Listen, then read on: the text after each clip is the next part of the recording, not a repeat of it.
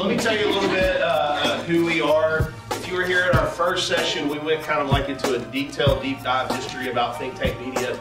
So I'm not going to waste your time with that today, but I would say that we are a digital advertising agency based here in Gadsden, Alabama. We work with all kinds of different clients. There is no client too large or is no client too small. Kind of our wheelhouse is customizing advertising plans that work for our clients. So any size budget we can work with. We've actually been in business in some way, shape, form, or fashion for like 70 years. We got our start in the newspaper business. We're a family-owned business. We still own several, probably 20 or so newspapers around the country today. And at this point in the presentation is typically when everybody's eyes start to go into the back of their heads and they're kind of getting tired or they don't want to hear anything else. So we're going to spice things up a little this morning. We have a game show that we're going to play that you're all going to be active participants in. This is the Chamber Council game show. And I know that you're eating and you want to keep sitting there, but I'm going to need 4 volunteers to play for a $25 Chick-fil-A gift card this morning.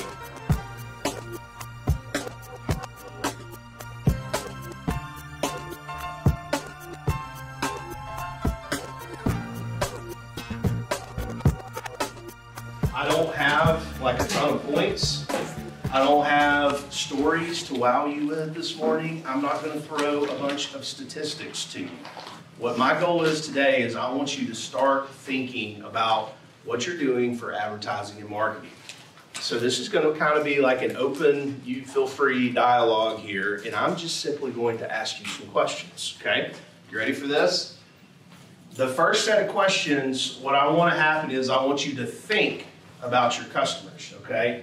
So question number 1, where do your customers come from?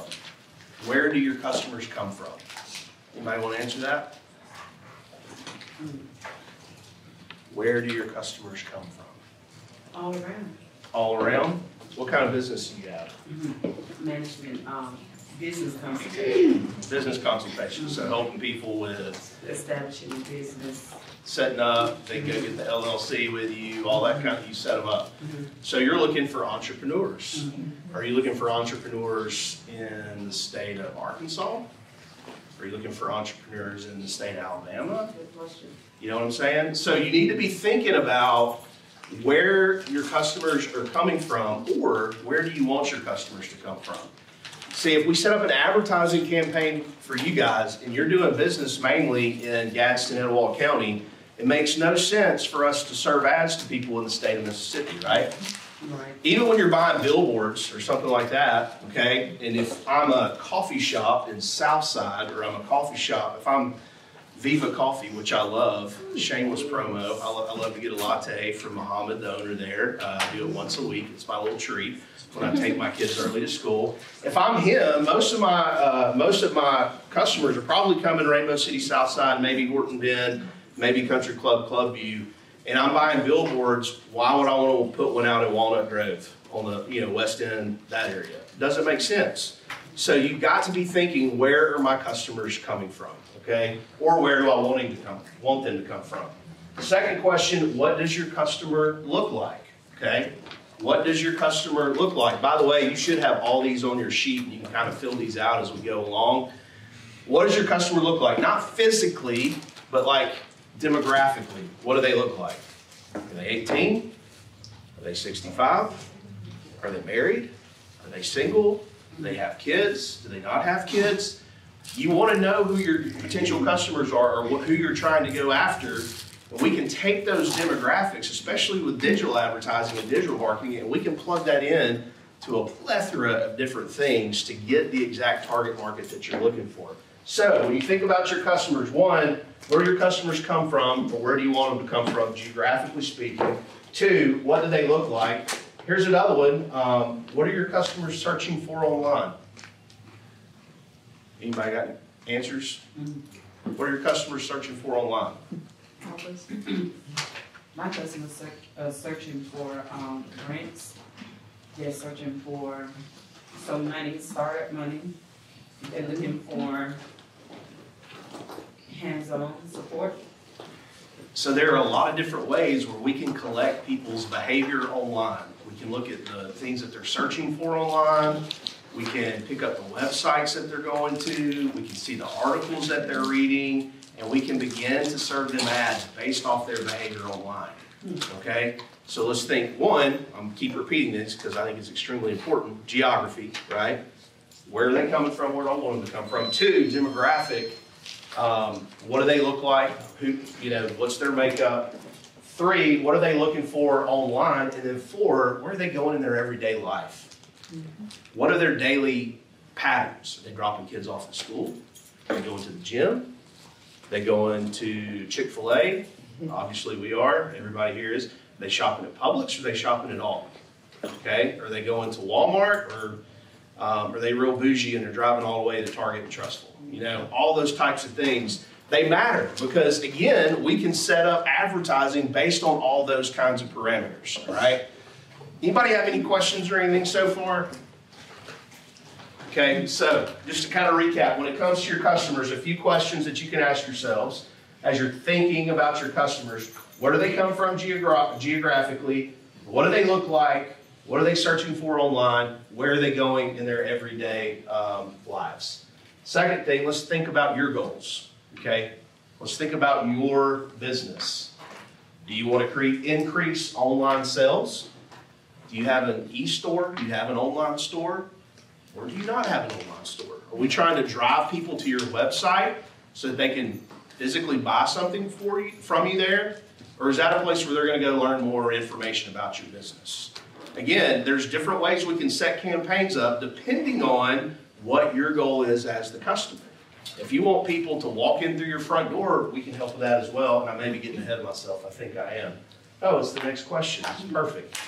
Do you want to increase foot traffic into your store? Do people physically need to come into your store for them to buy something from you? For you to put money in your pocket, do they have to come in and to your store and talk to you? Again, questions to ask yourself as we set up your marketing and your advertising campaign. The next one, do you want to build awareness about your brand? And I hope the answer is yes, because do you remember the trivia question? How many times does it take on average somebody to see something about your business before they do business with you? Y'all remember? 13. That's right. That's why it's so important to have branding campaigns going for your business. Or do you want to push something specific? Or are you trying to sell a specific item? We have a client in Louisville, Kentucky. They are a bus chartering company, all right? And they're like the perfect example of this. They constantly have a brand awareness campaign going. They're pushing their brand, their name. They're pushing, go check us out online. And then underneath that, they have several sub-campaigns going. We want you to book a trip with us to go see the fall foliage in, New England or whatever. Or we want to take you to Mount Rushmore. Okay, so you've got the brand, and then you've got all these other little things that they're trying to pitch. And then right now, on top of that, we're also running some sort of Christmas luncheon special that they have sometime in December. So why am I bringing all this up? If I'm doing your business, trying to help other businesses set up, I want to have my name, I want to have my logo, I want to have all that out there across everywhere possible, social media, other websites, other apps, all that kind of stuff. And then at the same time, I want to push specifically, hey, I can help you set up an LLC. Are you having trouble writing grants? So we've got, the specific things we can help them with underneath, okay? So when you think about your goals, are you trying to get people to do business with you online, or are you trying to get people to do business with you in your store, okay? And then, is it more important for me right now to build brand awareness, or is it more important for me right now to sell a few more widgets off the shelves in my store? Y'all tracking with me, or y'all getting bored? I can quit now if you want me to. I'm almost done. All right, third thing is think about your budget. Everybody hates to talk about the budget, right? Everybody, I mean, how much money, if you were to come to me, hey, I want to start a marketing campaign, I'd say, okay, how much money you got to spend, But you as business owners, you've got to have a number in mind when it comes to spending on your advertising. And you got to think about it as an investment, okay? Think about this for a second. Who owns or works for a brick and mortar business that you're selling, okay? What do? I'm sorry. I'm the association executive for the Northeast Alabama Association of Realtors. Okay. We don't necessarily sell. I answer too quickly. Right. No, that's okay. But you're still trying to get realtors to be involved with your organization. You go into, I mean, I'm sure you're tons of effort to put together like an open house event, to talk to realtors. You're putting on things all the time. But what happens if you never ask a realtor to be a part of the Association of Realtors? They just walk out. They just walk out. They take their stuff and they go. And I'm telling you, like, and I, as a business owner, I do the same thing too. It's like planning for a party. Okay, you get the catering right, you get the drinks right, you got the perfect playlist, and then you forget to send out the invitations. Sending out the invitations is the most important thing about a party, because it ain't a party unless your friends and family are all there to enjoy it with you. Okay, and that's what we do here in marketing, and that's what you need to be doing as business owners and as marketing people. Is you need to be inviting people to the party. All right, so what do people spend to get people to come to the party? On average, it's between 5 and 25% of their total revenue. Okay, that's what kind of investment you need to look at. Each month, the revenue that I'm bringing in each month, 5 to 25%, depending on how large you are and what your margins are and all that kind of stuff. That's what people are spending on their marketing and their advertising. So you need to be spending and look at it like an investment, just a little bit to get people in to the door, to invite people in to your party. Any questions? We'll keep going. All right, so we've thought about the customers, we've thought about your business, what your goals are, we've thought about our budget. If we do all those things, we've got our strategy down. That's it. If we've thought about those three things, we've got our strategy.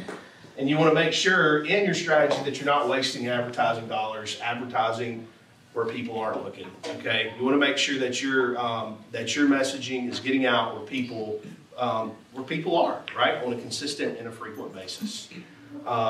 Anything else you guys want to add to any of this? I think you're on a roll. I think I'm on a roll because I'm almost done. Great. I'm almost done. Okay. Yeah. So I would say this: if you would like to book an appointment with us today, and I told you I wasn't going to try to sell you anything, but I can't help it because in my heart I'm a salesman. If you would like for us to talk to you about how we can help you grow your business, and maybe even just give you some ideas, even if you don't want to spend money with us, that's cool too. Completely free to set up a consultation. Taylor or Amber or Ben or Lauren. It's even less than free if you set up a consultation with me, because I can't even work a PowerPoint up here. So that's all I got. You guys have any questions or anything? Yes, ma'am. Will you tell me one more time? Okay. I'm sorry. This may be a crazy question, but I'm going to answer it. Okay. Geofencing. Okay. One more time. What is that? Okay, so geofence is a virtual fence you can put around any real world location. Okay. Somebody walks in with their cell phone.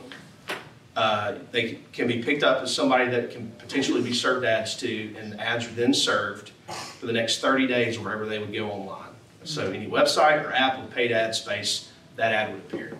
Then on the back side of that, we can put, if you have a brick and mortar or a home office or somewhere that you meet with people, so we could put what's called a conversion zone around your office, and I can tell you every month when we sit down to do reporting, how many people saw your ad from this geofence and actually sat down and met with you. So that's how geofencing works. Yeah. Yes? How do you guys plan to pivot with the upcoming changes and regulation, centered around geofencing, consumer privacy laws and things like that? Yeah, so the great thing about our geofencing is we don't pick up any personal information. It's all done by latitude and longitude points. So when somebody goes in, we don't get any personal information at all. We just get their device, and we're tracking their device. So we're good to go on that. Good question, though. Thanks for bringing it up. I have a question that's not necessarily related, but you might know the answer to. So I know everybody knows your cell phone, they listen and they will give you ads and things based off what you're searching and that sort of thing. Do they do that on the actual radio too? Because I don't listen to the regular FM radio very often, but when I do, it's like I notice things that I wouldn't necessarily notice on that station. I noticed some of those ads, and I didn't know if that was like a thing for FM radio or if it was just coincidence. Yeah, I don't know. That's a good question. Okay. I don't know. I mean, the AM, FM radio, if it's coming, I wouldn't think so. Right. On AM, FM. Now, if your Alexa or something like that can kind of hear words that you're picking up on, you maybe serve something on like a streaming radio. You know, that could be happening, but not like. But not if it's like straight I'm listening, turning the dial to 93.1 or whatever. Interesting. So, good question. Anything else? No question. Yeah. So on digital ads, so which platform do you all get the most feedback from? Is it Facebook, Twitter, is it Instagram, Snapchat? Which one of those do you get more inquiries from when you do those kind of ads on digital platforms? Y'all have tons of great questions. So I think a lot of it's going to depend on the type of business. I will tell you this, when we talk about social media feeds, and you're asking about strictly social media ads, okay, so definitely going to depend on what type of business it is. If I'm a business to business, that's how I'm selling most of my goods and services, then I'm probably going to get more results out of like a LinkedIn or something like that. You're the Frios guy here, you know, I probably need to be on Facebook and Instagram, you know. Because I did Facebook ads this year and they were stellar. Yeah. I actually shut the ads down because I had too much inquiries. Yeah. But I was like, maybe I'll start out changing it for maybe Instagram or Snapchat for next year. Something different just besides Facebook, because it'd be the same ads again next year. I thought I'll change a different platform for next year. Yeah. So, I mean, one, if it's working, yeah, might as well keep it rolling, right? That's true. But if you want to try something else, I mean, you could always cipher some budget and split it out that way. But yeah, I mean, I think it's all depending on what type of business you are. But I would certainly think. In the age of your consumer. Yeah, true. Very good point. Yeah, very good point. Okay. Check my watch here. Do we have time for any other questions? Yes, ma'am. Improving your standings, like with your, I guess it's the SEO campaign, like your rankings, all the different little tricks you can do. The past I've heard about it, but I'm a little rusty on them. Yeah. So you're talking about SEO, search engine optimization. There's basically two different kinds of search engine optimization. There's a technical, what we like to call back-end SEO. A lot of times, your web developer is going to be working on that. They're going to be backlinking stories and all that kind of stuff. And we can help you and give you some tips on that kind of stuff. There's also more of a listings or local SEO product. I like to think of it as advertising insurance. We spend all kinds of money on advertising, or at least I hope you do. Print, digital, billboard, whatever. Somebody in here tell me where's the first place anybody's going to go to research a business. Google. So we have a local SEO product that, I mean, it's super cheap, okay? And it acts as an advertising insurance to all of your advertising to make sure that your listing is accurate, to make sure that we go in there and we freshen it up every month so that Google says, oh, great, fresh information. And what happens then is you start to climb in the rankings is how that works. So, perfect. Great. Anything else? Go once. And you provide recordings every month? Yes, ma'am. Well, I like once a month. I mean, you know, we can do it more frequently, but it's really good to at least look at it once a month. All right. Going once, going twice. Thank you guys so much for being a great audience today. Really appreciate you. We'll kind of hang around for a little bit if you have any other questions. Very sorry, question number 9 messed up. Taylor spent a lot of time putting that together. So anyway, appreciate those. My fault I messed it up. Appreciate you guys. Thanks.